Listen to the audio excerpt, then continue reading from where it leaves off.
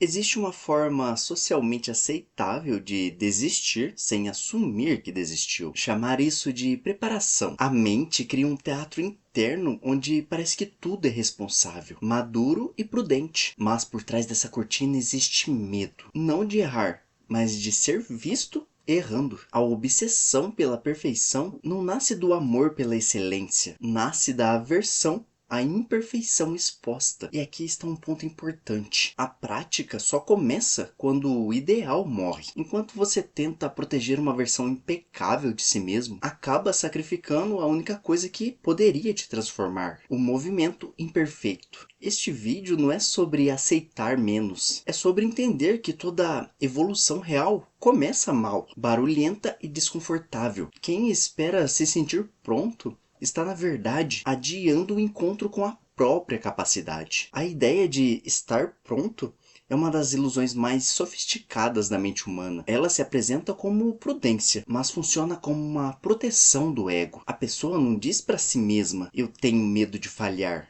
Ela diz: ainda não é o momento. E essa troca de palavras é decisiva, porque ela preserva a autoimagem enquanto adia a ação. O problema é que a prática não acontece no território do controle, mas no território da exposição. E existe um erro de raciocínio aqui: acreditar que a confiança antecede a ação. Na realidade, a confiança é um subproduto da prática. Ninguém começa confiante, começa confuso. A mente, porém, exige garantias antes de começar. Garantias que só a prática poderia oferecer. É um círculo fechado. Você não pratica porque não confia, e não confia porque não pratica. A busca pela perfeição nesse contexto vira uma forma elegante de imobilidade. Ela permite que a pessoa se sinta exigente, criteriosa, até diferente da média, enquanto, infelizmente, permanece parada. É como alguém que passa a vida ajustando o mapa, mas nunca pisa na estrada. O mapa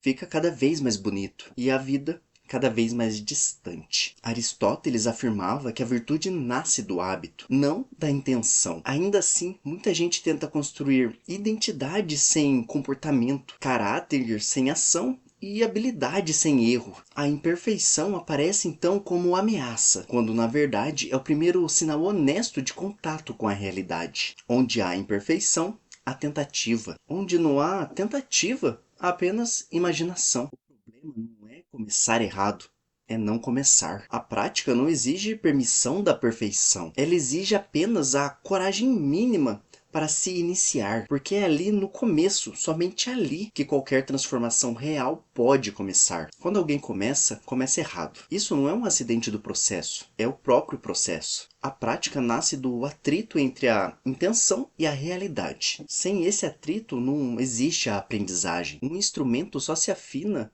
porque primeiro se desafinou. Um corpo só se fortalece porque antes foi exposto à tensão. A imperfeição é esse ponto de tensão que obriga o ajuste. O erro tem uma função que a mente subestima. Ele fornece informação. Cada falha mostra limites, caminhos inúteis, ângulos que não funcionam. A prática transforma o erro em dado, em possibilidade de análise. E quem evita errar acaba abrindo mão do feedback mais honesto que pode receber. É por isso que quem busca a perfeição antes mesmo de agir vive na teoria, enquanto que quem aceita a imperfeição vive de um progresso silencioso, devagar, mas que existe. Tem uma frase do esporte Go que fala o seguinte: se você quer melhorar nele, você tem que perder as suas 100 primeiras partidas o quanto antes.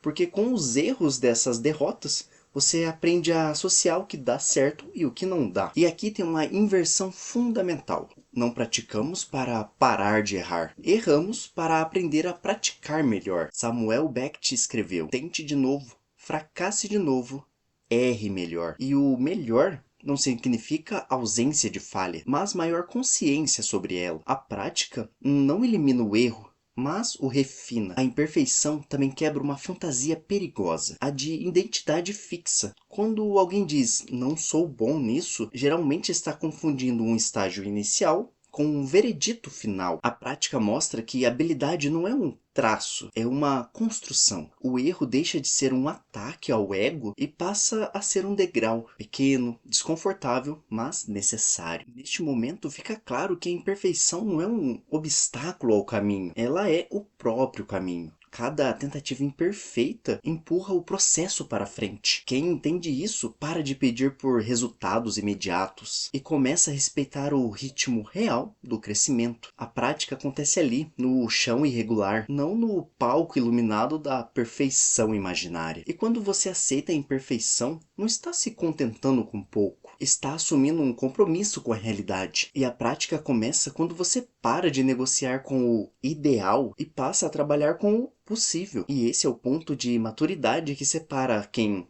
evolui de verdade de quem apenas fica planejando. A prática não exige entusiasmo constante, exige presença repetida. A vida acontece quando o erro deixa de ser interpretado como um julgamento pessoal e passa a ser entendido como parte fundamental do método. Você não falhou como pessoa, você coletou experiência. A prática dissolve a identidade frágil, aquela que depende de parecer competente o tempo todo. No lugar dela surge algo mais sólido, alguém em construção. No final fica claro que a imperfeição ela não te atrasa, ela te coloca em movimento. Quem começa mal, mas começa, inevitavelmente avança. Quem espera pelo momento perfeito permanece no mesmo lugar, só que com argumentos cada vez mais sofisticados para justificar a própria estagnação. E a prática é o antídoto contra a paralisia pelo ideal. Ela não promete conforto, mas traz transformação. A imperfeição nunca foi o problema. O problema sempre foi o orgulho disfarçado de cautela. Aquela vaidade silenciosa que prefere não agir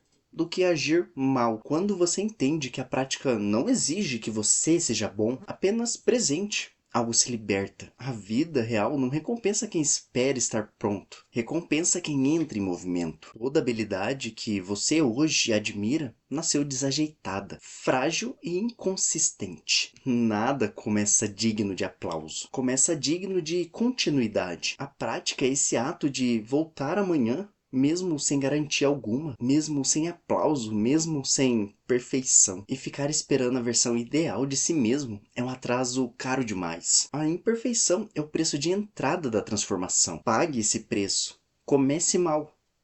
Comece. É assim que a prática faz o que nenhuma intenção fará por você. Muda quem você é.